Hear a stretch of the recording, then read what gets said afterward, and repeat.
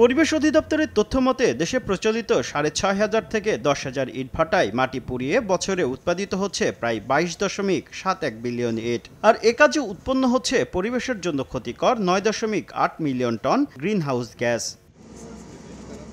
এ অবস্থায় পরিবেশ সুরক্ষায় ২০২৫ সালের মধ্যে ইটের ব্যবহার কমানোর উদ্যোগ নিয়েছে সরকার, যার অংশ হিসেবে বেসরকারি উদ্যোগে মানিকগঞ্জের জাগির এলাকায় চালু হলো দেশের দ্বিতীয় অটোক্লেভড এরেটেড কংক্রিট ব্লক উৎপাদন কারখানা।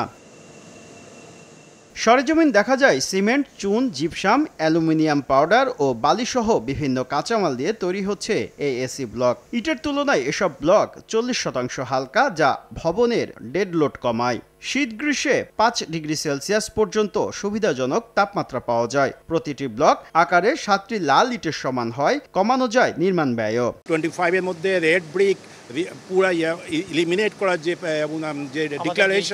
ডিক্লারেশন সেটা 100% না হলেও যাতে আমরা 78-80% পৌঁছাতে পারি। এবং এটা যদি সাকসেসফুল হয়, আমি নিজেও আরও দুটো ইন্ডাস্ট্রি একসাথে বিভিন্ন লোকেশনে দেব, এরকম একটা আশা আমি রাখি। 1, 2, 3 ঢাকায় জমি জিতে নিন 100% ক্যাশব্যাক সহ 20 কোটি টাকার পুরস্কার।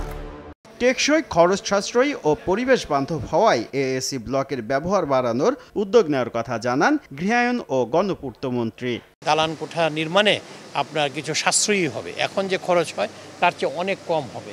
এটি একটি ভালো উদ্যোগ এবং এটি ভালো উদ্যোগ বলেই আমরা এটাকে উদ্বোধন করার জন্য আসছি। 160 কোটি টাকা ব্যয়ে নির্মিত এই কারখানায় বছরে উৎপাদিত হবে 3,65,000 কিউবিক ঘনমিটার এএসি ব্লক।